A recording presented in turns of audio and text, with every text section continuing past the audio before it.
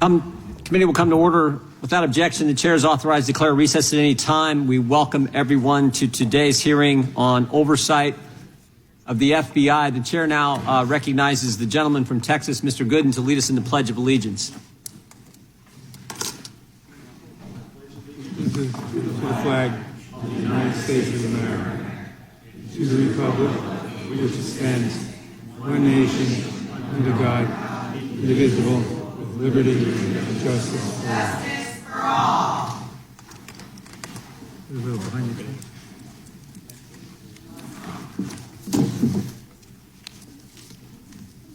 Chair now recognizes himself for an opening statement. 8 days ago, on July 4th, in the Western District of Louisiana, the court found that the federal government suppressed Americans' First Amendment free speech rights. In his conclusion on page 154, the court said this, the judge said this: plaintiffs are likely to succeed on the merits in establishing that the government has used its power to silence the opposition. Opposition to COVID-19 vaccines, opposition to COVID-19 mask and lockdowns, opposition to the lab leak theory of COVID-19, opposition to the validity of the 2020 election, opposition to President Biden's policies, statements that the Hunter Biden laptop was true, and opposition to policies of the government officials in power. All were suppressed. It is quite telling that each example or category of suppressed speech was conservative in nature.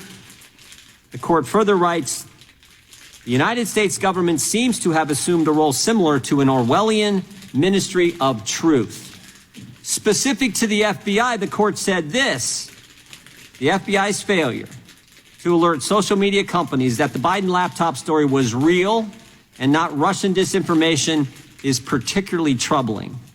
The FBI had the laptop in their possession since December 2019 and had warned social media companies repeatedly to look out for, quote, hack and dump operation by the Russians prior to the 2020 election. Even after Facebook specifically asked whether the laptop story was Russian disinformation, the FBI refused to comment, resulting in social media companies' suppression of this story. And as a result, millions of our fellow citizens did not hear the story prior to the November 3rd, 2020 election. Additionally, the FBI was included in industry meetings, bilateral meetings, received and forwarded alleged misinformation to social media companies, and actually misled companies in regard to the laptop story. When the court says the FBI misled, that's a nice way of saying they lied. They lied, and as a result, important information was kept from we the people days before the most important election we have, election of President of the United States, election of the Commander-in-Chief. In a survey last fall, 4 out of 5 Americans said they believe there's a two-tiered system of justice in America today. They said that because there is. They said that because of what they've witnessed. Think about what Americans have seen. National School Board Association, left-wing political group, writes the White House and asks them to treat parents at school board meetings as terrorists. And the Garland Justice Department does just that. They put together a memo, set up a dedicated line of threat communication, a snitch line on parents. As a result, parents get investigated by our FBI, get a threat tag associated with their name, 25 of them, because whistleblowers came and told us were investigated by the Federal Bureau of Investigation. Americans have seen the FBI's Richmond field office put together a memorandum saying pro-life Catholics are extremists. They've seen 20 FBI agents, SWAT team members, show up at the home of Mark Houck and arrest him in front of his wife and 7 children, even though he had indicated he'd be happy to turn himself in. And what was he arrested for? Him and his 12-year-old son were praying outside an abortion facility. Some guy starts screaming in his son's face, and he did what frankly any dad would do, defended his child.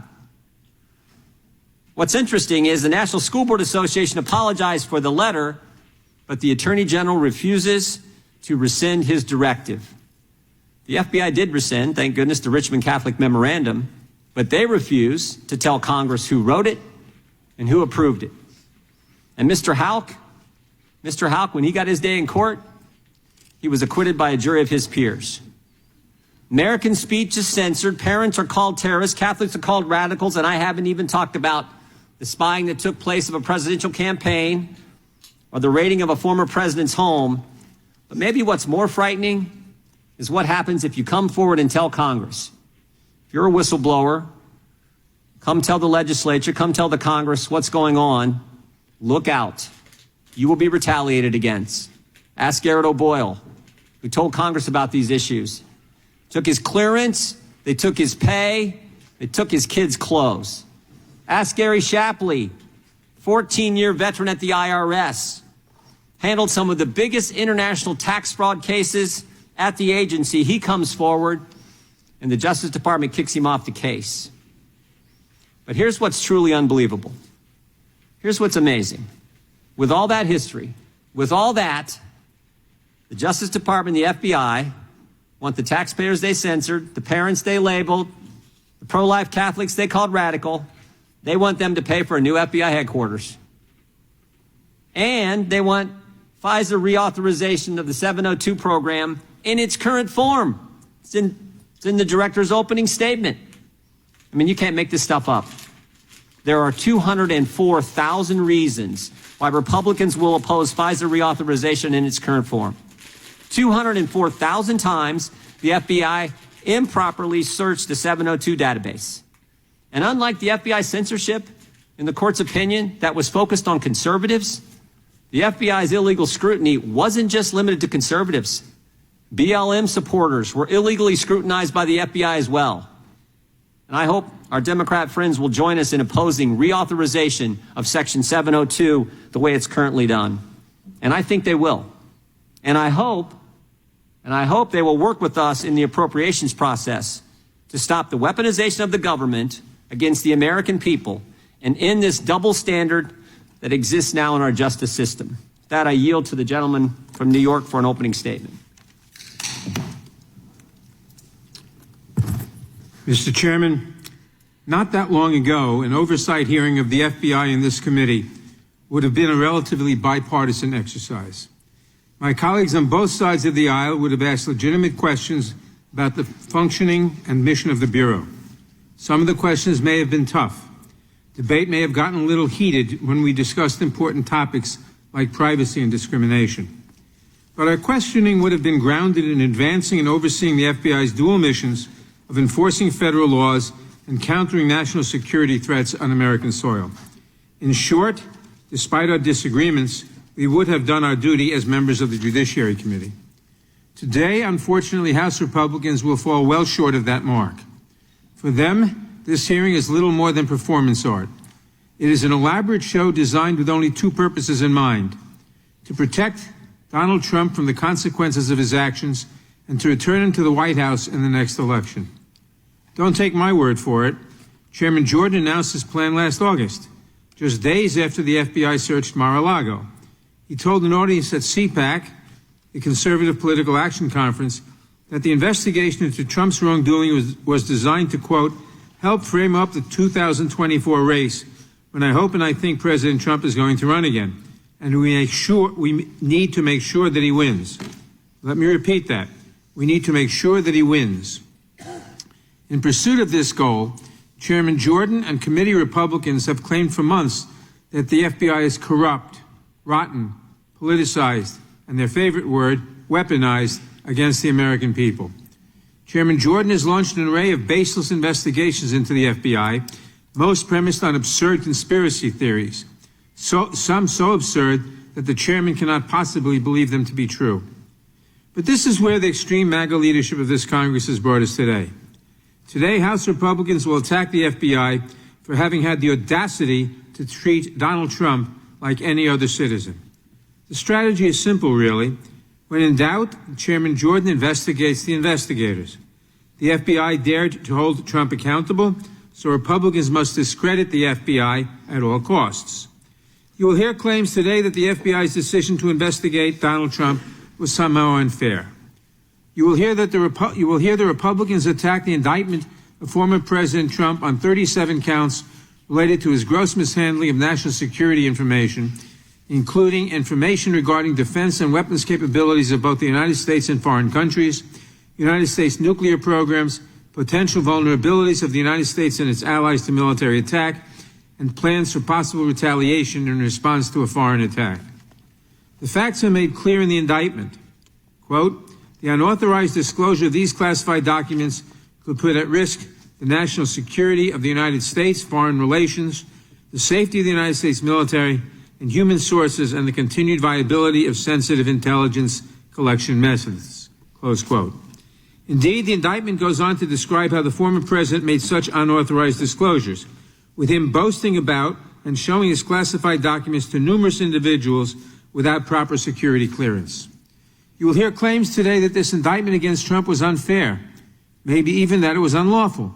You'll hear that the FBI should have just asked Trump a little more nicely, one more time, to hand over the documents. You'll hear that the case was a political investigation from the start, orchestrated by a liberal-loving FBI that ensured Trump would be wrongfully vilified at every turn. These claims, of course, are completely untethered from the evidence. Even if you believe, as Chairman Jordan claims, that President Trump has committed no crime, surely we can agree that it is dangerous and profoundly irresponsible to have taken these documents from the White House and left them unsecured in Mar-a-Lago. Again, don't take just my word for it. Trump's Secretary of Defense, Mark Esper, said that the former president's handling of this information put U.S. service members' lives and their national security at risk. And Trump's handpicked Attorney General Bill Barr, with whom I agree on very little, hit the nail on the head when he described the former president's legal troubles as, quote, entirely of his own making. He had no right to those documents. The government tried for over a year, quietly and with respect, to get them back, and he jerked them around. When he faced a subpoena, he didn't raise any legal arguments. He engaged in a course of deceitful conduct. That was a clear crime if those allegations are true, close quote. The former president could have, at any time, for months, simply returned the documents and avoided prosecution.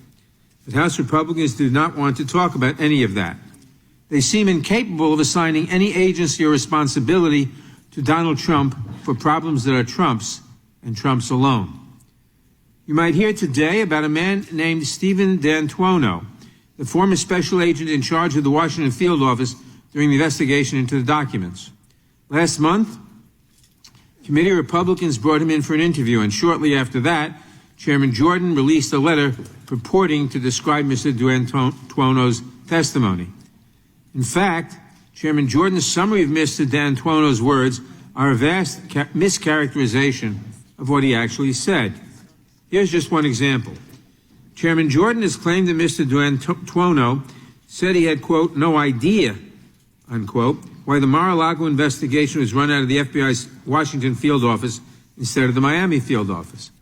What the chairman hides is that just seconds later, Mr. D'Antuono explained that, quote, the venue was here, meaning Washington, D.C., for the classified documents, that it was, quote, not out of the ordinary for Washington to be lead office running the investigation, and said that Washington has, quote, most experience and knowledge in working public corruption cases and are, quote, the experts in classified document investigations. Mr. Jordan did not share the full record with the American public because it does not fit his chosen narrative.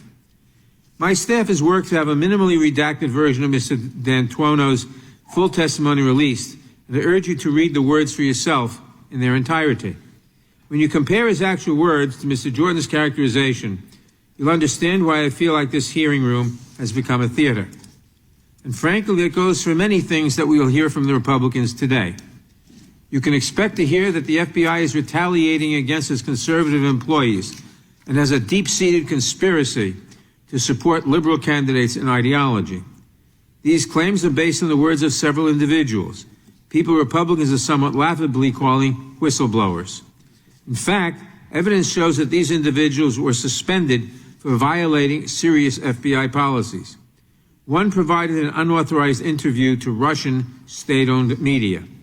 Another leaked information about an ongoing investigation, placing FBI agents and witnesses at risk.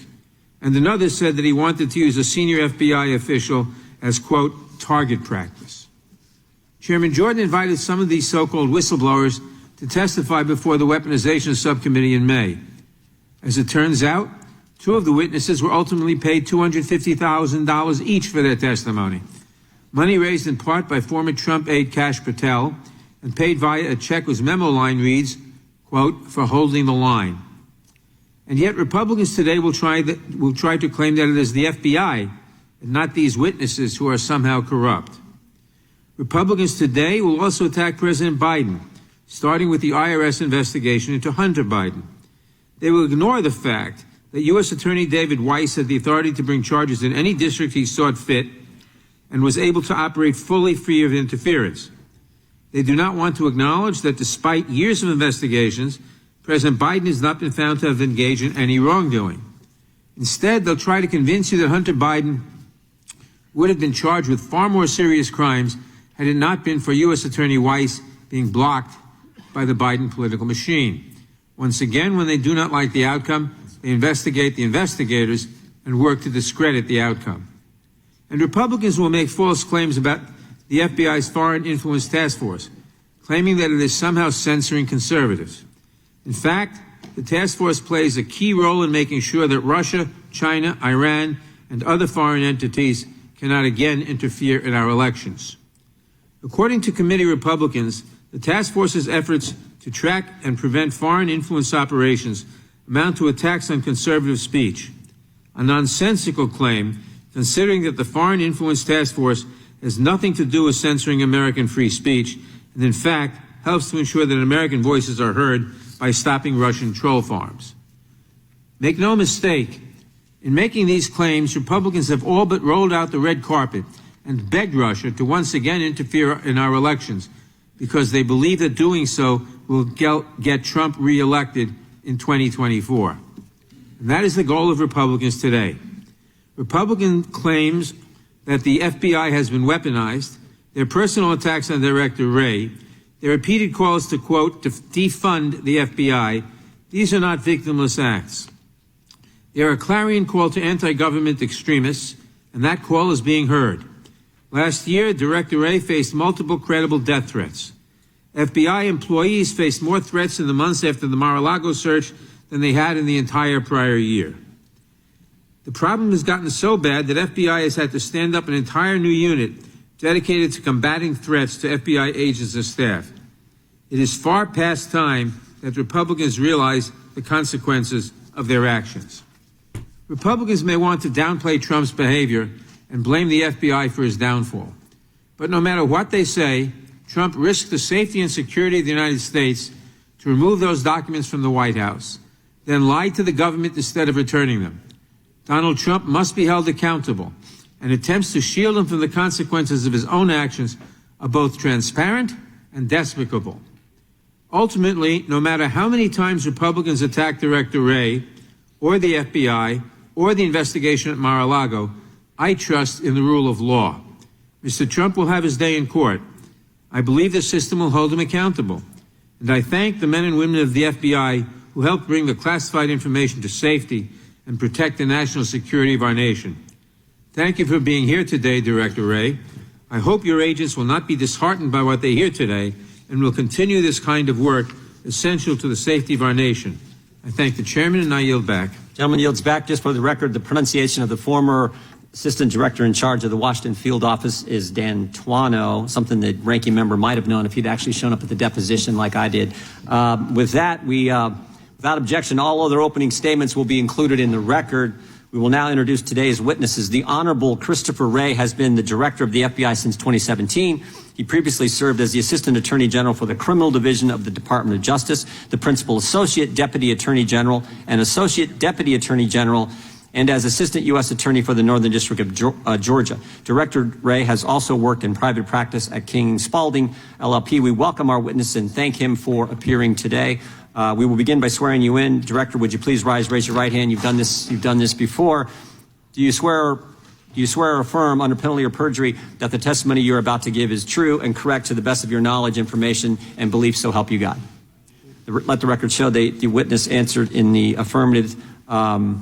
Please know that your written testimony will be entered into the record in its entirety. Accordingly, we ask that you summarize your testimony in 5 minutes. We'll give you a few extra minutes if you like, Director. And then you know how this works. Will be 5 minutes of questioning, and my guess is every single member is going to have questions for you. So again, thank you for being here. Director Wray, you are recognized for your opening statement. Thank you. Good morning, Chairman Jordan, Ranking Member Nadler, members of the committee. In the time that I have before we get to your questions, I want to talk about the sheer breadth and impact of the work the FBI's 38,000 employees are doing each and every day, because the work the men and women of the FBI do to protect the American people goes way beyond the one or two investigations that seem to capture all the headlines. Take violent crime.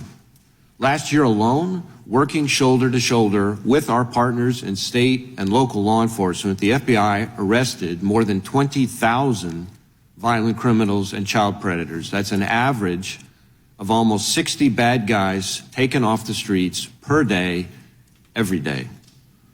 Or our work going after the cartels, exploiting our southwest border to traffic fentanyl and other dangerous drugs into communities nationwide. The FBI is running well over 300 investigations targeting the leadership of those cartels. And working with our partners, we've already seized hundreds of kilograms of fentanyl this year alone, stopping deadly drugs from reaching their intended destinations in states all over the country and saving countless American lives.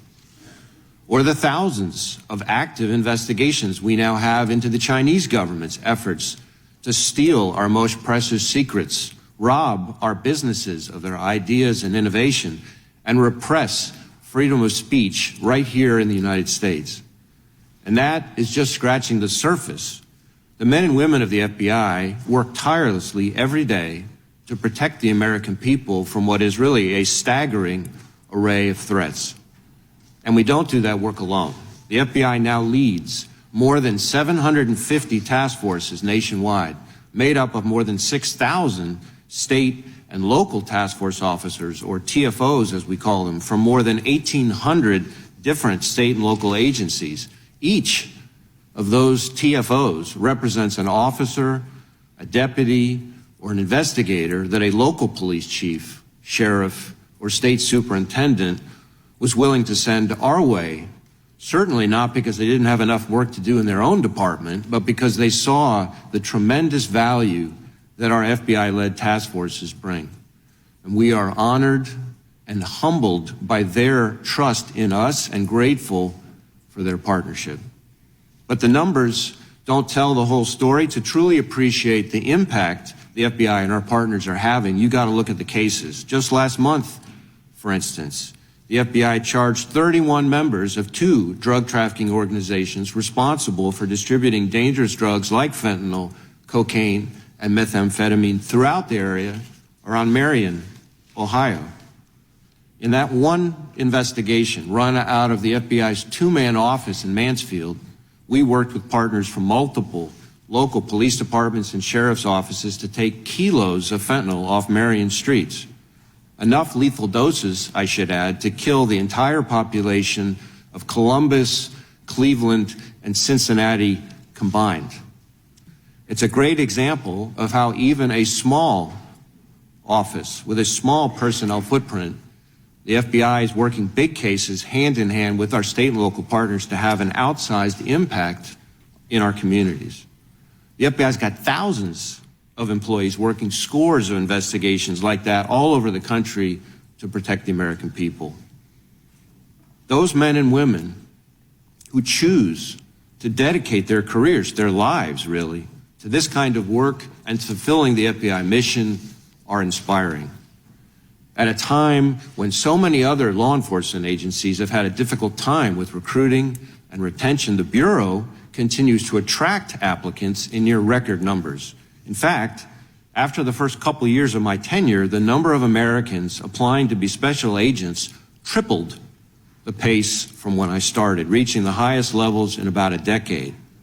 At the same time, inside the FBI, our special agent attrition has remained in the low single digits and would be the envy of almost any employer. And even with these bigger numbers, the folks we're continuing to add continue to be top-notch. The percentage of both veterans and special agent hires with prior law enforcement experience has remained as steady as ever, between 25 and 30%. Add to that, in a job market where applicants have a whole lot of other opportunities, the percentage of those new agent trainees that also have advanced degrees is up and now approaches about 50% of every class at Quantico. But the thing that unites them all is a commitment to public service, a willingness to put others above themselves. And that is true from the bottom of the organization to the top. Since becoming director, I have worked hard to assemble and cultivate a leadership team that embodies those values and characteristics. It's a team that I purposefully chose because they walked the walk out in the field. Just taking our top 8 leaders as an example, they all came up through the Bureau as line agents. They've worked in 21 different field offices and have a combined 130 years of field experience. They include a West Point grad, veterans of the Army, Air Force, and Marines, as well as a former police officer and state trooper. And not a single one is a political appointee, not one. Today's FBI leaders reflect the best of our organization, an organization that is made up of 38,000 men and women who are patriots, professionals, and dedicated public servants. And that is the real FBI. I've now visited every single one of our 56 field offices twice, some of them more than twice.